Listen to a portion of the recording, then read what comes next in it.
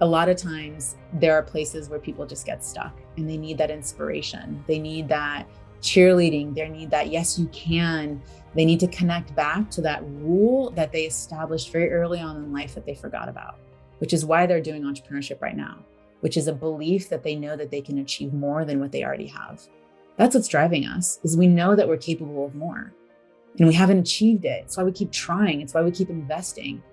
But we can't disconnect from the fact that we know that more is possible. And just the sheer fact that we have that as a truth is enough to make sure that it actually gets accomplished. The Tom Screen podcast is owned and made possible by Ethical Marketing Service. If your business is struggling with Google or Facebook ads, maybe you're frustrated figuring it out or there's a performance issue, Ethical Marketing Service has worked on hundreds of accounts and we can help in this area. We offer a 30-day money-back guarantee, and for every direct account we look after, we sponsor a child in a developing nation with food, water and education. If you would like to find out if we can help, it's a free, no salesy consultation call, and the link is in the description. Enjoy the episode.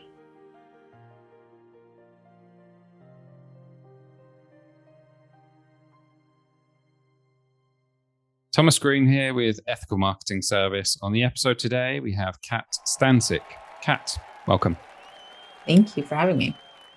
It is my pleasure. Would you like to take a moment and tell the audience a bit about yourself and what you do? No, just kidding. I don't know if you've ever had that happen before. I'm sure you have. It's always a jokester. Once. All right. Well, twice. 2 is my lucky number. So there we go. So basically, high level, what I help people do is make more money online. Okay. What does that mean? Basically, what I do is help people create more leverage with their time and really reclaim that freedom they meant to achieve, right? That they maybe haven't or released a little bit in terms of their business. And I specifically work with people on creating firework experiences. And what that is what helps people go from what feels often like virtual door-to-door knocking to creating a very engaged, dynamic, and large community of raving fans who not only want to hear from you, but eventually want to buy from you. So all of that helps spark conversations that lead to more sales. Well, there's a lot I can ask you about there. In terms of what your passion is, what would you say comes to mind there?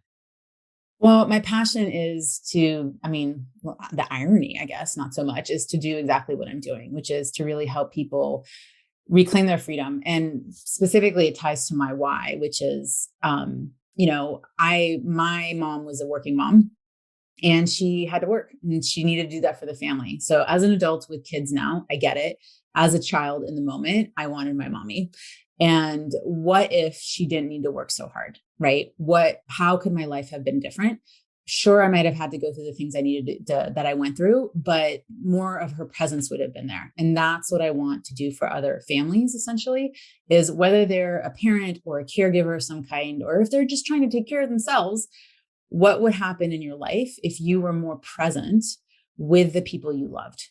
What would that do for the world? And so that's what I'm focusing on, is helping people not stress about how to make money and how to make more of it so that they're reaching financial freedom. And that gift also provides the ability to achieve that faster while being present. So it's not at the cost of, but in addition to. So the financial freedom definition, what would you say that means to you? It varies from person to person, but for me, it's not having to think about what this would cost. Meaning, is it going to take from something else? The first time that I realized that I had achieved a level of financial freedom was when I realized that I can go to the grocery store and I don't have to count how much I'm spending, right? I can just get whatever I want there. Anything. And I choose to feed my family organic. So that's that much more expensive, but I don't have to worry about when I go to the grocery store, if it's a $400 or $500 or even $600 bill, that something else can't be paid. Right. So all of that is in balance. And so that's just a level of financial freedom, and just looking at how does that represent itself in the various ways that we show up. And one of the most important ways too is the freedom of time. And so really that choice of I get to choose how I spend my time. And that's really for me, the ultimate level of success, which is that mastery and that choice, which for me, again, creates freedom. So in your freedom of time, do you end up spending that working? It's a balance. Yes, I definitely do spend some of my freedom, some of my time working, and some of the stuff doing things that I don't necessarily always enjoy. I mean, I'm going to be honest. I'm not going to pretend that I'm sitting here living the laptop lifestyle. Whenever I see someone do that or they put a picture up, I'm the one who's like, it's going to fall in the pool. Stop, get away from the side of the water. But looking at, yes, spending when I'm with my kids, I'm with my kids. When I'm working, I'm working. And I have the joy that I've been able to work for years, even before the pandemic, from home. And so in the middle of the day, I can go downstairs and play with my son and my daughter and well, the other one's at school. So just being able to have that, I can take a nap, I can read a book, I can cancel a meeting if I want to. So all of that, I spend it in a way that I try to infuse as much joy and play in my day as possible. Well, congratulations on achieving all that. In terms of maybe how you've helped other people, have you got any Yes. stories in relation to that? Yeah. I mean, I've got a lot of stories, and I'm very much a proponent of the work that we do as a reflection of the results that we achieve for our clients. Because it is great to achieve it for ourselves, but if our clients aren't doing it too, then we're just scam artists. I've seen people do that. I made $1 million in 24 hours. I was like, yeah, but where are the client results? So yeah, I mean, it's things like a client of mine who was fighting for her son's custody. And her husband divorced her, left her, took the business, and she was basically penniless and came to me in sheer desperation and went from basically that conversation to literally closing a client 10 minutes after our call so that she could make the investment, so that then she could turn around and make $65,000 in 90 days. Right. So going from nothing to actually doing the work that she loves. And then, yeah, that didn't happen in like 3 weeks, right? Yeah, it happened in 90 days. And then for her to email me and say, I'm finally able to afford a lawyer so that I can fight for my son's custody. And then getting the email of saying, I have full custody and I just bought a new house because of the work that we started, right? Stories like that, people being able to reconcile relationships, because money is a stressful conversation, especially if things aren't flowing in the way that you want. So, people making $130,000 in 90 days is great. I'm actually somebody who puts the different kinds of testimonials. It's not just the best. I have people who are making $32,000, $24,632 in 90 days.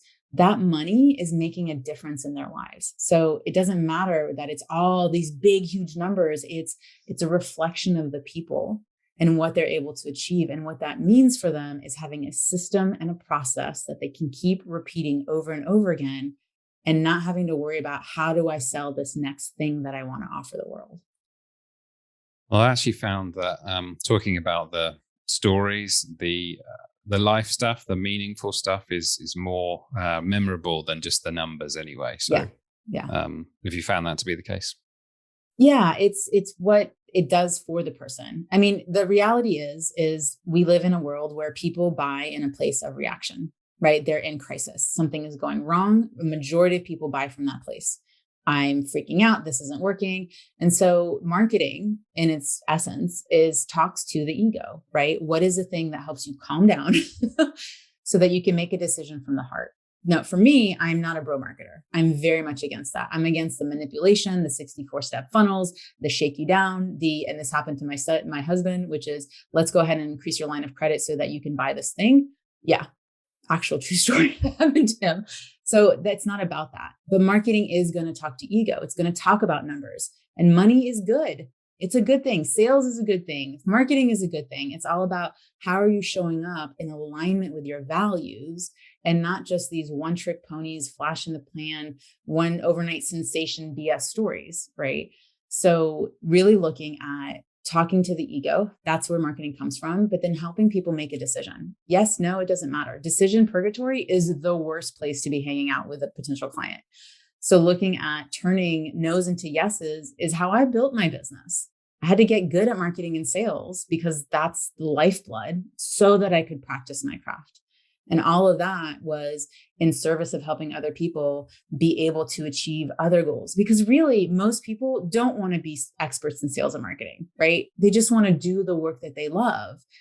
And it's kind of the byway is that you kind of have to get better at these two things that are maybe a necessary evil so that you can do the work that you love. So yeah, I talk about money because the money is a reflection of the impact that they're having. That means that they're working with more people, that they're able to put out their brilliance into the world in a way that supports their life, and that then in turn supports their clients' lives. One thing I wanted to ask you about was sort of non-pushy sales. So Yeah. obviously you made a point about the fact that you wouldn't want to be that way inclined. If someone agreed but maybe didn't know how, what would you say to them? In terms of not being that way, or sorry. Yeah. Where they So don't know how, maybe they've been taught that that's the yeah. way to do Okay. it. So that's actually the philosophy behind how the firework experience concept came about. So I have made lots of investments and very high ticket investments in a bunch of different strategies. What people don't realize is that the market, especially the digital marketing space, is saturated with bro energy and bro strategy. What that means is a lot of people are teaching deliver as little value as possible to get to the pitch as fast as possible. Get that money, get that credit card, right? Deliver as far as a sales call. Don't worry about delivering afterwards. And I'm actually thinking my philosophy is that most people actually don't align to that way of selling. But it's what we see. It's what's been glorified. These silver tongued gods, these one call closers, right? This is what success looks like. Don't waste your time having multiple sales calls. The reality is that most people have 2, 3, 4 touch closes, right? It's how you get better at sales and marketing is you have to practice. So yeah, you're not bad because you can't do this thing right off the bat. So I really look at part of sales is facilitated by your marketing, meaning a sales conversation is actually the easiest thing you can do. Most people don't have a problem having a sales conversation when someone says, hey, what does it look like to work with you? Most people are like, cool, I'm good. Like basically it's up to you to lose it at that point. So all the effort is actually in the marketing. And so how do you attract the right person? How do you get them ready to buy so that you don't have to feel that you have to do these manipulative things to force them into making a buying decision, which I call resentful yeses. And resentful yeses ask for refunds and they don't do the work. I want these empowered, resounding yeses. Those are people who are excited. They want to do the work because they're investing in getting to a solution, not just this one instance thing that's not actually going to solve their problem. So how people go about that is really looking at their strength. And then the other piece that they don't look at is how does their ideal client interact in the online space? What are they interested in? What is their behavior?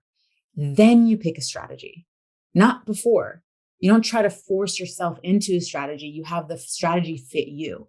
So when we know those two things, I actually have a matrix that people follow, which is you got your strengths on the left, ideal clients focus. And it's kind of like the times table, 7 times 8. Still don't know what that is off the top of my head. You find the exact strategy.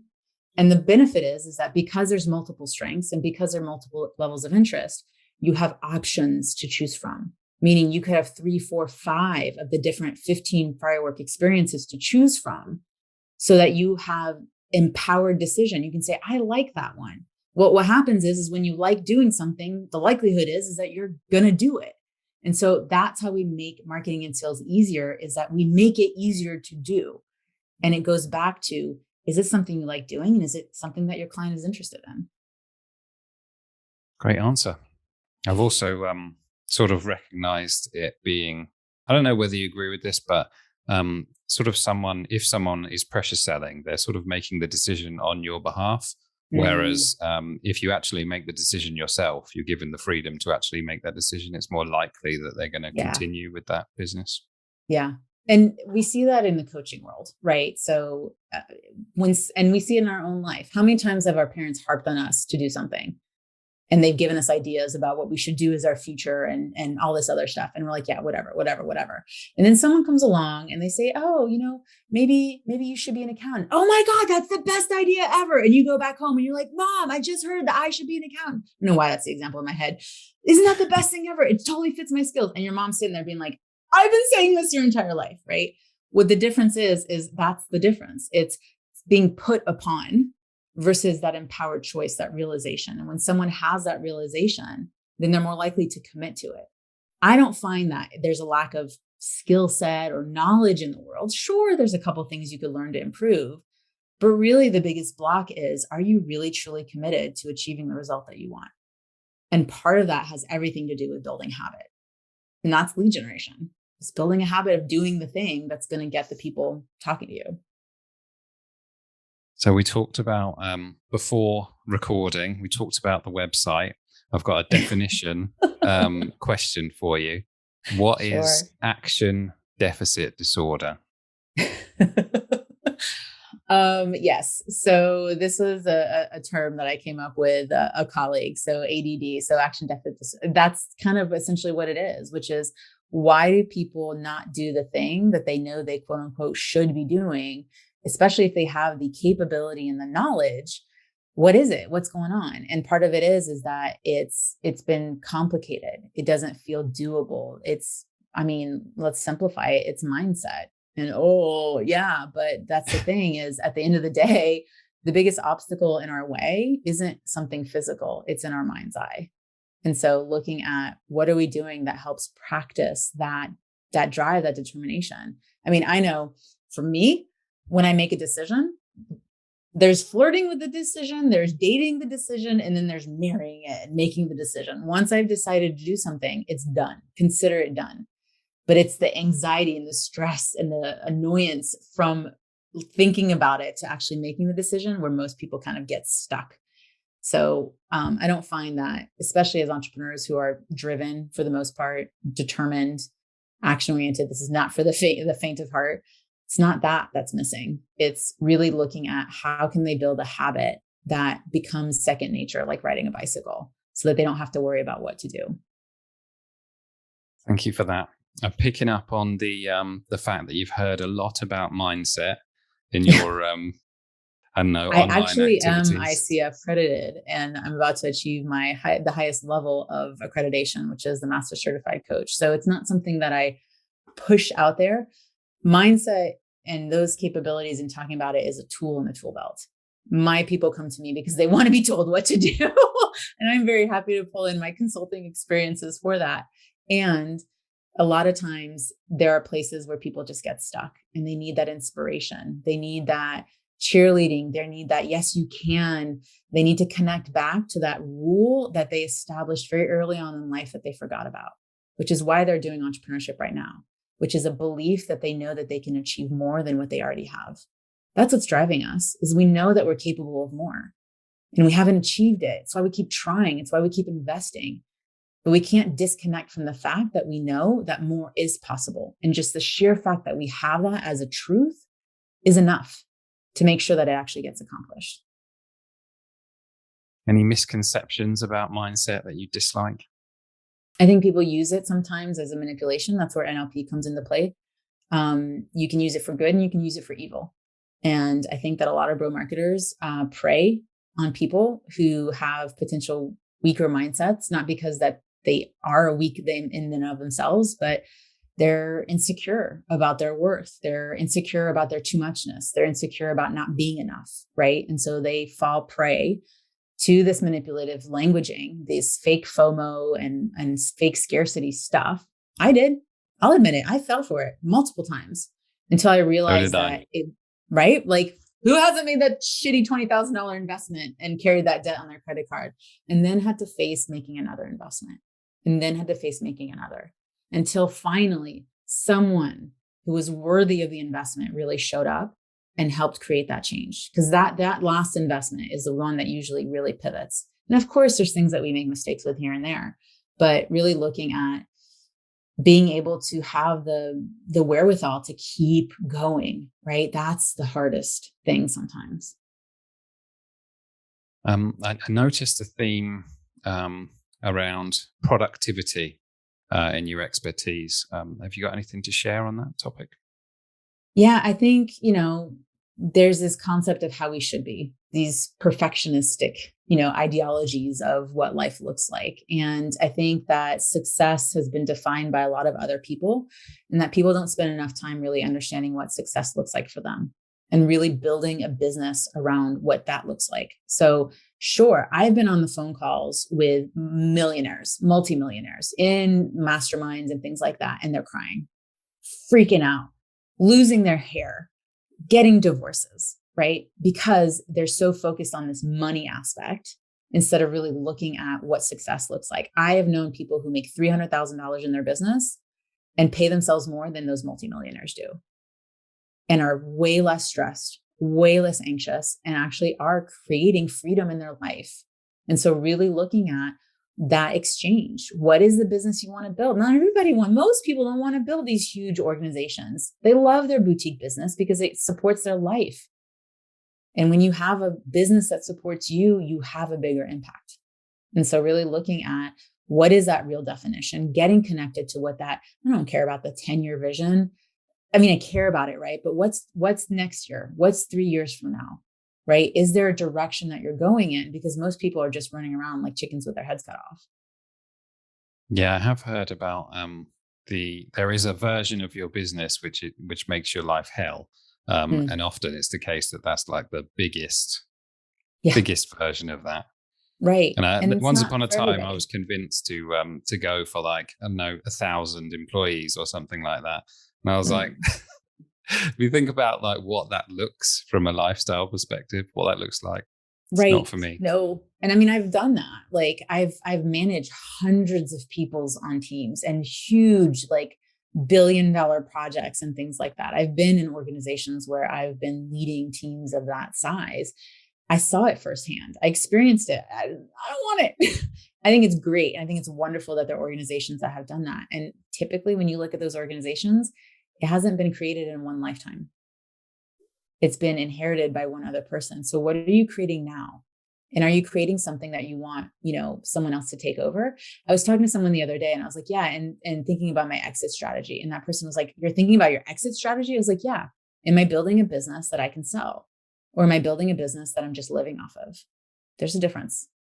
And that changed that person's perspective on what they were building and how they were going to build it. And started really looking at what are those systems? What are those SOPs? What are those processes that are repeatable? So that one, you're not creating dependency on any individual, right? Because that's the biggest thing, is having someone who's a superstar. Well, guess what? Everybody has their own dreams, and their dream isn't likely to work for the same person for the rest of their life. It's great when it happens, if it's a good fit, but we've got to stop pretending like we live in this ideal world where people don't change their minds, where people don't quit, where bad things don't happen. We do have to, in some way, prepare for things so that we're protecting our assets and our assets. Any advice for someone who has just lost a superstar? I would take a step back and start looking at, what is the business that you're building? And then where are you creating dependency? And what contributed to that loss? Because the likelihood is it's something that you did. Yes, those people have aspirations, but if they left unexpectedly, then that has to do with poor communication, right? And that's a leadership issue. And so I think part of that is really looking at, how are you showing up as a leader in the business? What kind of culture are you setting? And what are the systems and processes that make people feel supported? And are you allowing them to grow? Or are you basically hiring someone to stay in a role forever? Great point. You mentioned your exit strategy, or you mentioned a exit strategy. Have you thought about yours? Yeah, selling it. I'm really looking at it's why I had a choice at a certain point where I could niche down to really talking about me and my business as the lead boss, which there was a point in time where that was really becoming very popular for me, or to kind of have this higher entity of Action Incubator. And so that was really where that started. That seed was planted of looking at what would someone more likely invest in terms of potential being bought out or, acquisition or whatever that looks like. And I thought that Action Incubator was something that was a little bit more high level versus just Cat, the lead boss. I can brand myself and my business is me. I'm still the face of it. I always will be until I'm not. And so looking at if that is something I want to do, then my job is to make it as easy for someone else to step in as fast as possible. And that always comes down to systems and processes and documenting everything that we do so that it's all transferable, because that's the intellectual property. It's in how you do what you do, capturing your brilliance so that someone else can duplicate it, because we're special, but we're not that special. And how's that going? Fantastic. I mean, it takes a long time and I like to kick it to the back of the burner. But it's a slow process, and it's okay that it's a slow process, especially as someone who likes to move fast. That's something hard to reconcile. One of the biggest struggles when we're scaling is really building dependency on someone else, trusting that someone else can do the work. And part of that is putting in contingencies, knowing that someone can't do it always better than us, and trusting that someone can. That's where I've seen a lot of failure, is where CEOs start getting back involved in the busyness of the day and they start messing up their teams because they can't let go. Any biggest challenges that come to mind? I think the biggest challenges are looking at personal development when it comes to potential self-sabotage. I think we are the thing that we have to look at to see what's in our own way. And so, it's watching out for the shoulds. Should I be doing this or that? That's an indicator that something's off, right? So really kind of paying attention to our own thought processes, how we're talking to ourselves, how we're showing up in the world. And, also when it relates to family and business. And so it is a holistic approach, because business is just a piece of the label that I've put on myself. And so looking at what are the other labels that I'm putting on, what are the ones I'm ripping off, and just really kind of looking at the entire person, because we bring our whole selves to business like we do in life. So if there's lots of should I, that's something that you need to address. Yeah, when you're not present. So if you're in your business and you're thinking about how I should be over here, right? Or if you're over there and you should be over here, or if you're feeling overwhelmed, exhausted, all of that stuff, those are all big indicators that you're not in flow. And so really looking at, how do you create flow state? What needs to be around? What's the environment? Who are the people? And then looking at questioning things. Am I going in the right direction? Am I still on target? And that has to do with engaging help from people like you, from people like me, to make sure that we're on path, because we can get so heads down. And this is a fun little thing to do if you're ever in a place where it snows, is, let's say you're in a yard, look across the way and see a tree that you're going to walk towards, and then put your head down and keep your head down and think about walking towards that tree, and then look up. And you might have ended up in the complete opposite direction, because we're so heads down. In our mind, we have an idea of where we're going, but in actual physicality, we're going in the wrong direction. And that's where we need buffers, right? People who can help us recover from hitting the wall sometimes, and also help avoid hitting the wall at the same time. Interesting. Biggest wins, like excluding the stories we talked about? I think the biggest win was getting my first client. I think that's probably one of the hardest things to do, is getting that first client. After that, it's just, figuring out how to do it again. But there's been lots of wins along the way. And I'm the first to admit that I'm one of those, okay, great, now what's next? And doing that next thing and rolling into it. And I think staying present and celebrating more of the small and the big things really helps raise that energetic vibration, which also attracts abundance. And so looking at that way of, how are we showing up in life and doing it the way that we want to? So all of those things, I guess. Are you willing to share the story about your first client? I can't remember my first client was, I honestly don't remember, but I remember the first couple. And I remember I was going through coaching certification. I was still working as a consultant full time. And I had realized this isn't what I want to do. I'd gotten my MBA. It was, the high corporate consulting gig, like I made it, the American dream kind of thing. And I was living someone else's life. And so as I was going through my coaching accreditation, because I'd hired a coach and was like, this is kind of cool.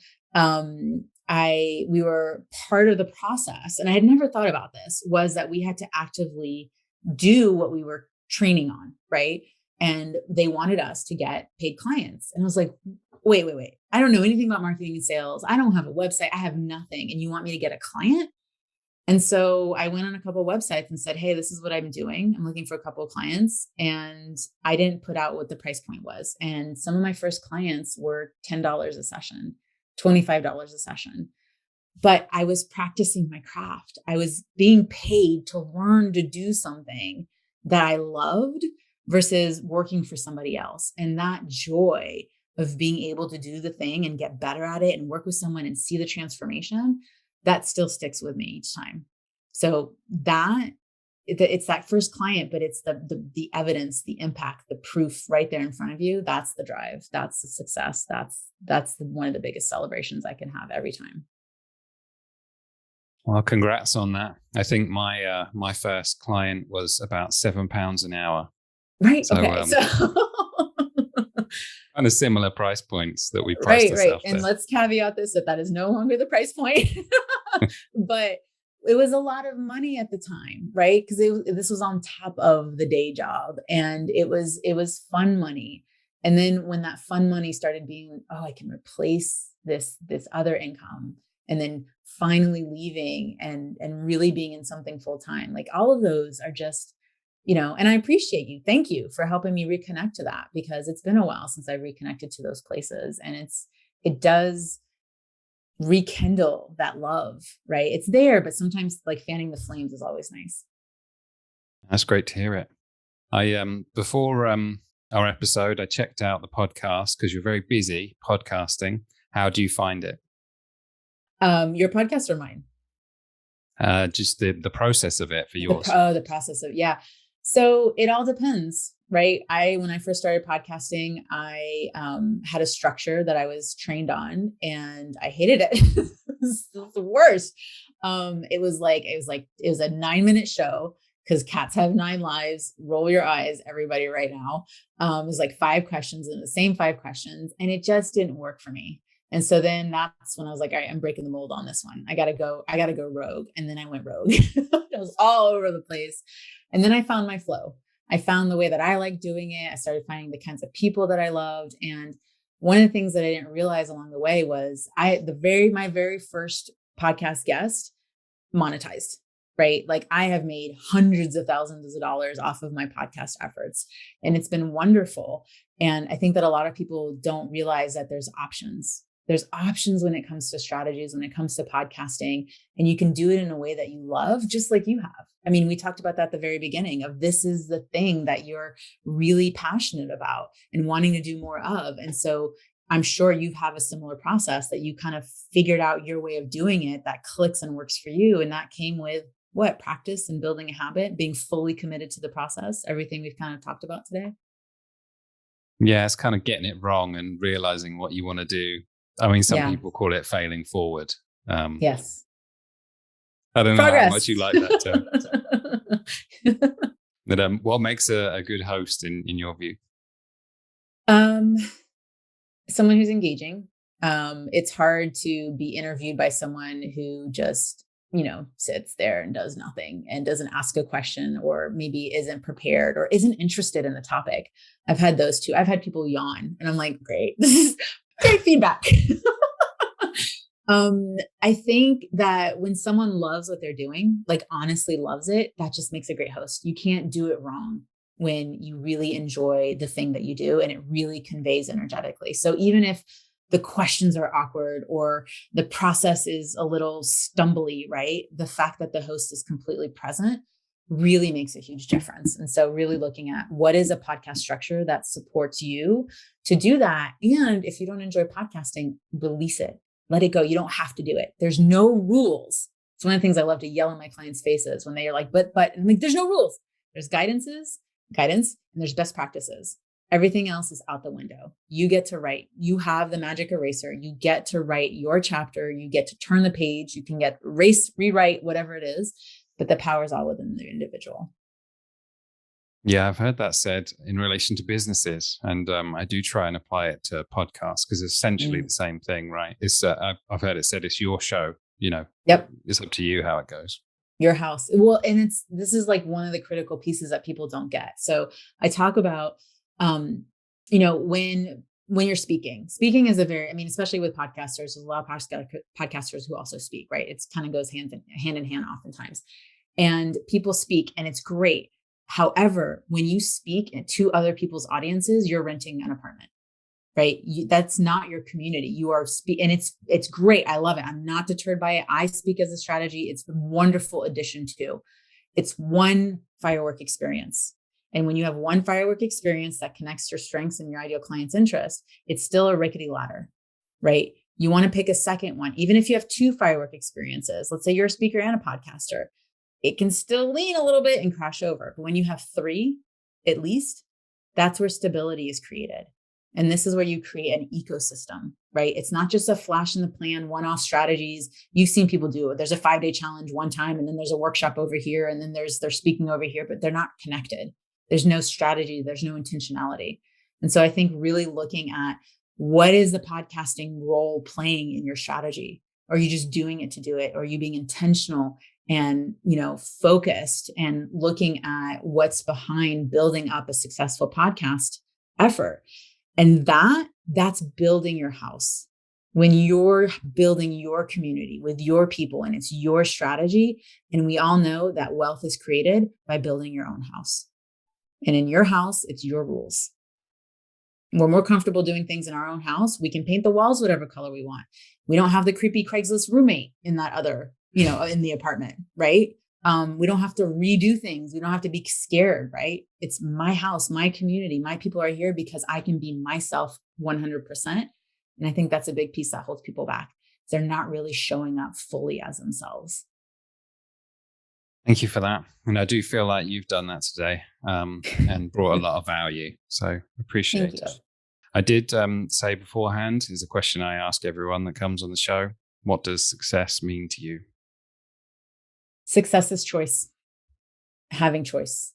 And whatever that looks like in terms of how you spend your time, how you spend your money, who you spend things with or on, what you do for yourself. And so choice is for me is success and having as much of it as possible. And given that criteria, are you a successful individual? Yes. Very much. Glad to hear it. Yeah. Is there anything I should have asked you about today? Why do I have a streak of red hair? No. There's lots of things. I think you did an amazing job of asking questions that were engaging and thoroughly prepared. So I think you asked the right questions because things happen just the way they should. Thank you very much. I appreciate that. If people want to connect with you or hire you, where do they go? Well, I like to share community and all that. So one of the things that I do is I host a podcast mixer every single month. It is complimentary and it's for people who are speakers, podcasters, people looking to increase their visibility and connect with a really good heart-centered community. So this bro marketers, you can, don't even pass go, leave the board game. But you can find that at leadbossmixer.com. And we meet every second Friday of the month at 12 p.m. Eastern, and come get visibility opportunities, come share them, come, connect with other people. My philosophy is, which I have a lot of, I've shared, is that you're more likely to support someone you like than if you just know what they do. So come get to know people. All right. Well, I reiterate, I really appreciate the value you brought today. You've been a great guest. Thank you, Kat. Thank you for having me.